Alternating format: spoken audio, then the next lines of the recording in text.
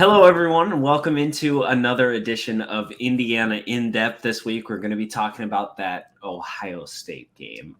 And as always, Rashard Fant is with me today. How are you doing today, Rashard? You know what? I'm doing good, Max. Could be doing a little bit better if hmm we could have pulled off that victory, but we'll look at some of them plays today. Yeah, I feel like we've been saying that every week a little bit now. Could have gone better, but hey, another opportunity this weekend against Maryland. Yes, and that's all you can ask for as a player.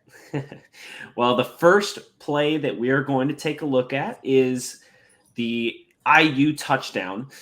It came with 3 minutes to go in the first quarter. Jack Tuttle's just going to drop back, hit as he throws, but he gets it to Peyton Hendershot in the end zone for the touchdown. What did you see on this one, Rashard?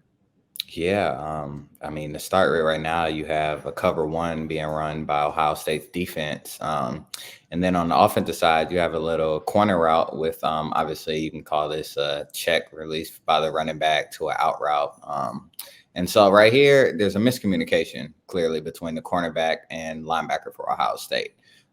They should be doing kind of like we call it an IO, which is sometimes like inside out, which means the first person in, the linebacker will take, first person out, the corner will take. And so it gets to a point where if they run vertical, you just take your man. So the way I'm looking at this right now is the corner should have did what he did and took the running back, and the linebacker should stay with Hendershot, and he doesn't. Hendershot runs a great route, gets open. Tuttle stays in that pocket, takes the hit, which we know will ultimately put him out for the game. And they completed, and it's a touchdown and a great start for the Indiana offense right here. And when pressure's coming to a quarterback, is there something that the person bringing that pressure is supposed to do? Do they always want to go for the sack? Or, I mean, Tuttle was able to get this one off. Do they try and get their arms up? What's the technique coming at the quarterback? I think one, it's all the players sometimes. How close are you to the quarterback? I think here you see the one defender get in there, put a hit on him, and he's also has his arms raised as he's going. So trying to just get in his lane of view, get a hand on the ball if he can, but also put this hit on him. And ultimately, it was a touchdown. But the result of this play, although a touchdown for Indiana, was kind of twofold. It was good and bad because their quarterback got injured and was out for the season, out for the year, or I'm not sure if he's out for the year, so I'm not going to say that yet. But at least out for the rest of this game, and they had to play some third and fourth string guys at that position, which made it a lot harder to beat Ohio State. Definitely going pretty deep down the depth chart right now. They brought in freshman Donovan McCulley as well, and then they even had to go further down the depth chart there as well.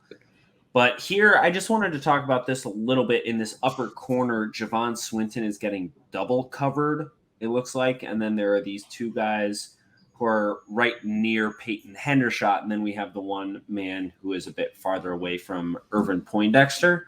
Was this where that mix-up came? Was that double coverage on Swinton planned, do you think?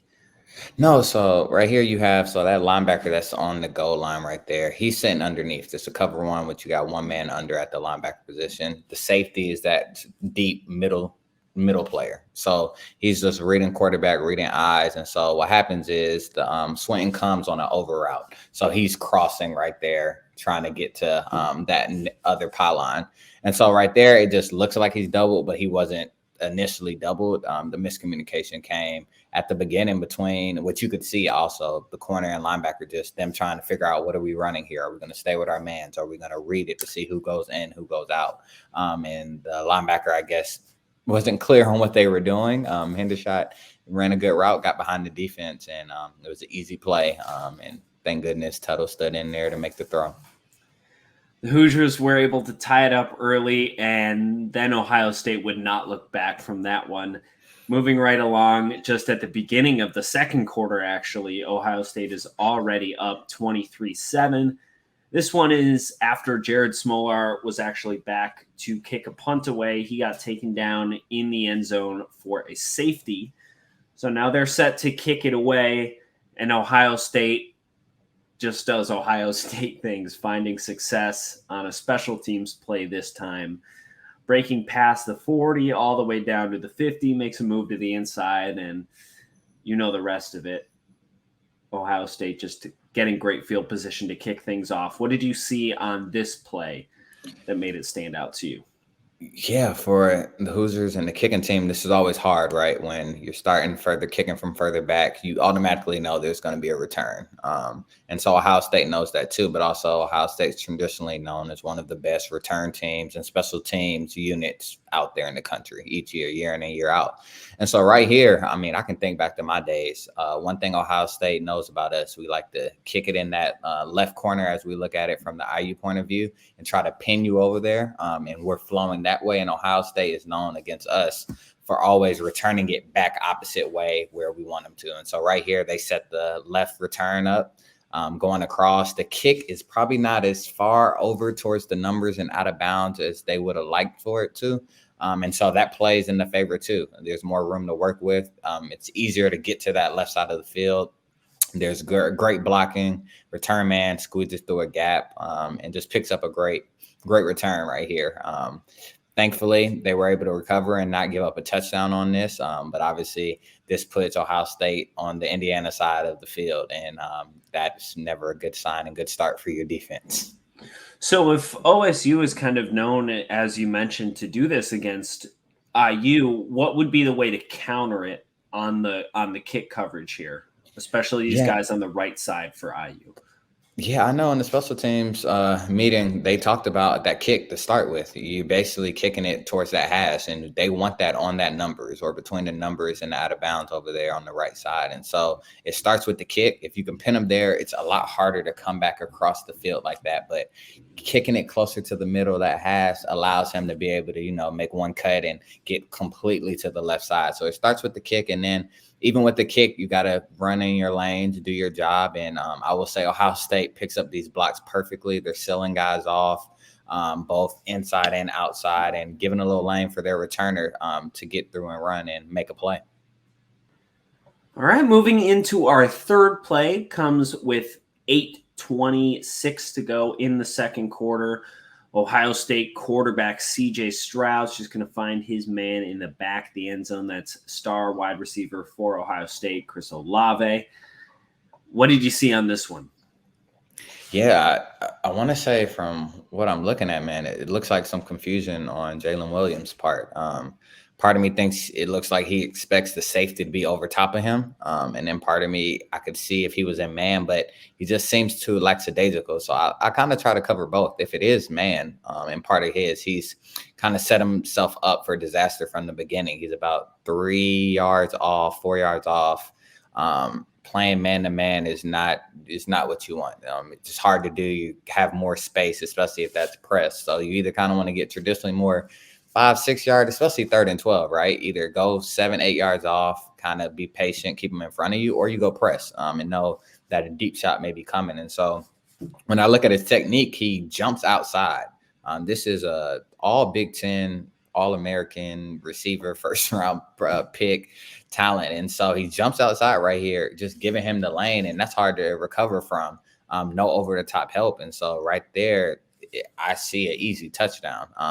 In my head, when I'm thinking, if you are going to jump like that to the outside, he should immediately hit him with his outside hand to control him, also to slow him down a little bit.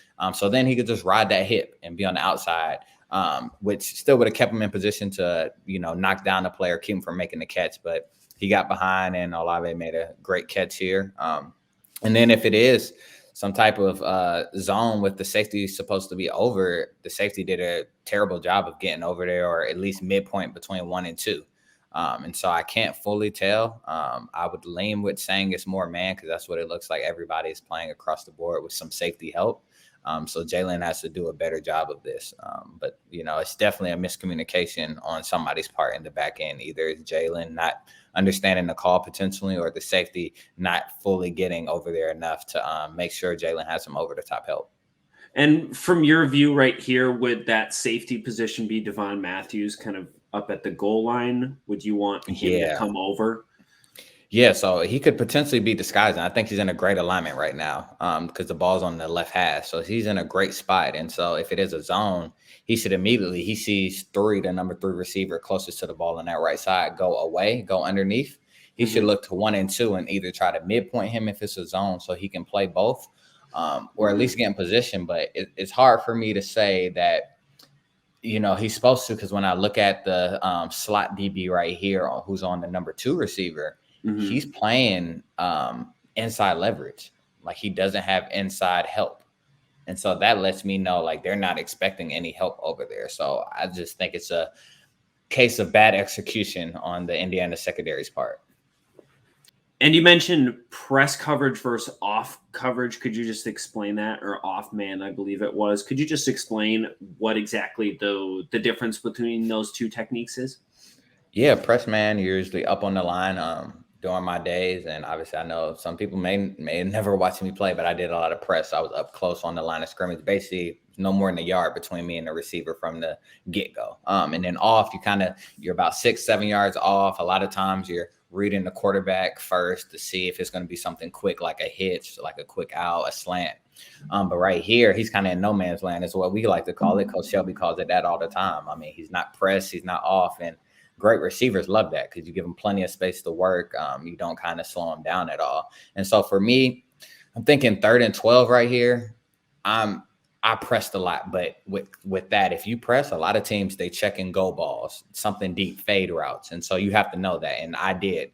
And so off route, what you do know, okay, if I play off, they're probably going to run hitch. They may run. It's 3rd and 12, honestly, though. 3rd and 12, I would have set off thinking they're either going to run a fade, a dig, maybe a quick out, just depending on the receiver's alignment with the quarterback who can make that throw. But I think right here with a 3-by-1 quick, if I'm thinking something probably more dig route, maybe an over route coming from both sides, honestly. And so I think honestly right here, they may have had a fade check, but I do know for sure they could have checked fade, just seeing how pressed up Jalen Williams is.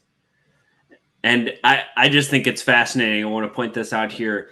There are so many different options between whether or not he's in press coverage or off man coverage. So many different options that you just went through on what the receiver can do in terms of dig, out, check, fade, so many different things. So that's why it's tough, I would imagine, as a cornerback. Yeah, and I'll tell you as a corner, one thing like you like to know, like for me right here, I'm seeing 3-by-1. So kind of my mindset, right? If I'm pressed up, I'm automatically thinking I'm pressed. It's probably going to be a fade. They're going to check. He's in between the hash and the numbers, a lot of room to the outside. I'm thinking probably a fade route. As the whole defense is 3-by-1, I'm thinking potentially some crossing routes because that tight end is close to the O-line. And then if I'm off, yeah, that's when my mind kind of goes like off. Okay, I do got my fade still. There's a lot of room. Got my quick outs because there's so much room still to throw it. But 3rd and 12, honestly, for me, I'm thinking, listen, if my guy, they're probably going to run a 15 to 12-yard dig or they're going to throw a fade route on me right here. So Jalen's in no man's land. So honestly, they probably like, I got everything open, anything I want. And so I think better alignment would definitely help him on this. And I'm sure Coach Shelby told him, it started with your alignment, but maybe I'm reading it wrong and they're not in man coverage, but that's why I say it. If they're not, it was a miscommunication on this back end. And we mentioned a few times earlier in the year calling out Tywan Mullen for some plays he needed to work on, but also just how strong he was this year. And this is when you really miss your guys on the ends like Reese Taylor and Tywan Mullen. That's been hurting the Hoosier defense, having these guys out. And so that's when you go up, next man up mentality. And that's where Jalen Williams and Josh Sanguinetti's in coverage here as well, where guys kind of need to step up. And before we move to the last play, there was one other term you mentioned that I just want to clarify. What is 3-by-1 when you say that? Yeah, when you just hear 3-by-1, you got 3 receivers on one side and then 1 receiver to the other. So a little 3-by-1, kind of how we identify when receivers come out 2-by-2, just talking about formations from the back end perspective. Moving into our final play for the week, 44-7, still just 11-13 to go in the third quarter. Plenty of time, but we're going to end on a positive note. Micah McFadden gets deep into the backfield, gets his hands on C.J. Stroud, takes him down for the sack. What did he do well here? Yeah, I think like when you look at the beginning, honestly, it's a cover zero from the Indiana defense. They're bringing the pressure, and it's a pretty good disguise. But Ohio State knows they knows it's coming. And when you look at this right tackle, he knows that he has to get out there and block Micah. But Micah's speed and just how fast he gets off the ball, the guy can't block him at all, can't get a hand on him. And so he's able to get in the backfield and force Ohio State's quarterback to kind of get moving and keeps him kind of on his inside and makes a tackle, makes a big play. Obviously, the score is pretty bad at this point, but one thing about Micah, he's going to keep giving you effort, playing hard, especially as the heart and soul of that Indiana defense. So, yeah, just a great execution of a cover zero with the blitz coming because you see Cam Jones blitzing from up top, doing a great job making it look like he's going to cover this number 2 receiver, but he's really coming on the pressure. So it's a great job by Micah because if he doesn't get that, they're hitting this under route right here coming across, and it's definitely going to be a first down. But in cover zero, honestly, that could be a big play as well. Mm-hmm. And I thought this might be a good chance to talk about what we were discussing with the previous play a little bit on the bottom side of the field. This would be a good example of off coverage, correct? Yeah. So, yep, you got an off coverage right here. And so, yeah, just playing off, you kind of know the routes. It's 1st and 10. So honestly, where he's lined up, like there's a lot of routes that can be ran. That's the one thing it's hard to guess right. It takes a lot of film study. And even with perfect film study, there's so much. The one thing I can tell you, if we're looking at the bottom of the screen, you have the 1 and 2 receiver close. That tells me I may get some type of switch route, whether it's a wheel, whether it's a post in a corner, some scissors crossing route, whatever it may be, something where those 2 receivers will switch trying to pick each other. So the one thing I can say I don't like here, they're on the same level, right? You have one DB about 6 yards off, the other one 7. That sets yourself up. If those receivers cross, oftentimes DBs end up running into each other. And so they get away with it here. It's a great, pressure by Micah, who doesn't allow this. And honestly, if Micah doesn't get there, they're hitting that under route anyway for a big pickup.